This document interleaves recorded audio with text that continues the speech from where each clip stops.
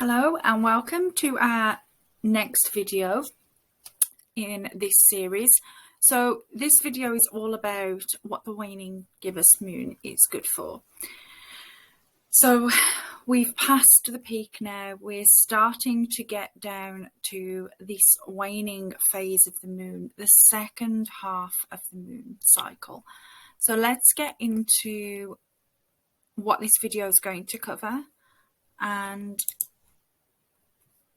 this video will cover what the waning gibbous moon symbolizes, how it occurs, and also how to use this energy. So this is an entirely different energy than we've been through so far.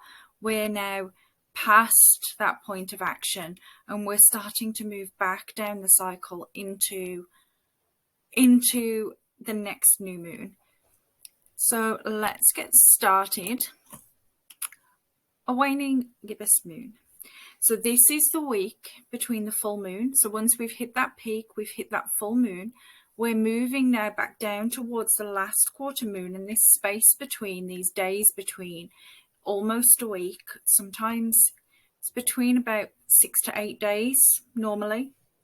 This week is known as the waning gibbous moon, and it symbolizes forgiveness, self-inquiry, and overcoming our obstacles.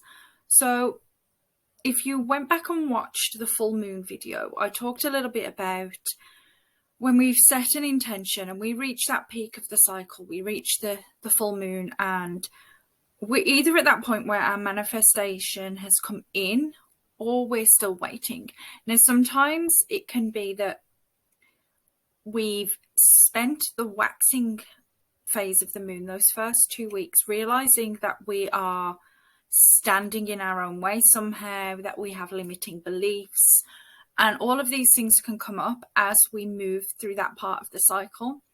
And this part of the cycle is now we're going to look at where we hold ourselves back, how we sabotage our own belief system, our own manifesting, and firstly, forgive ourselves for that. Forgive anything that has happened during the last 2 weeks, during the last few months, during the last few years, even during a lifetime.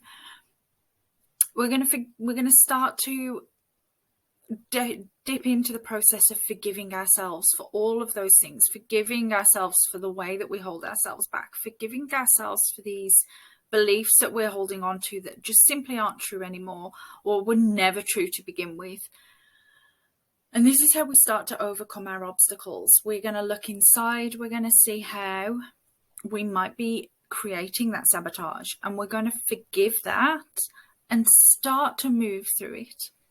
This week is all about identifying all of those things so that next time we set an intention, next time we get to that new moon phase, next time we start to manifest something, we have removed some of these obstacles. We have taken away some of these negative beliefs, these things that hold us back, and this makes our manifesting job much, much easier. When we're much more in alignment, we're much more in that freedom of belief and just allowing the universe to support us in our manifesting. So this is what this week is all going to be about. It is a very different energy. It's a very more internal energy. So you can think of the waxing phase of the moon, that first half, right up until that full moon point, as outward energy, outward action, kind of starting to push things out into the world. And now we're retreating back inwards. We're coming back to ourselves, back to our internal world, and really starting to dig deep into that side of ourselves. So let's look at what a waning gibbous moon, how it occurs in the sky, what it looks like. So it's that point. Again, the first few days can still look like a full moon. Those days just before, just after a full moon often get confused as a full moon.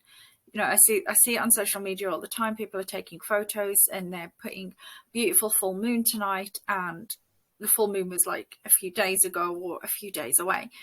So it really can look still quite full, but you'll notice in the northern hemisphere that the right hand side of the moon is now starting to become darker, and it's the left hand side of the moon that we can see illuminated now. It's opposite for the southern hemisphere, so you will see the right hand side's illuminated, left hand side will get darker. But for us in the northern hemisphere, we're going to see that left hand side nice and bright, and it's still going to look, I mean, that bulging energy, that, you know, things are still quite big.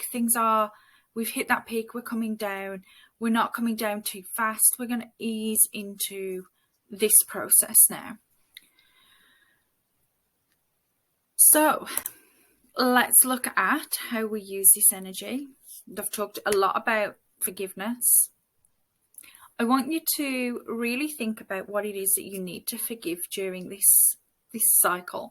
So it might be forgiveness of the self.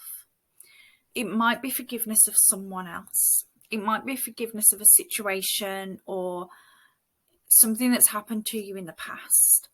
But sometimes it's quite nice to write down all the things that we need to forgive, all of the hurt and all of those things that we tell ourselves that just aren't true.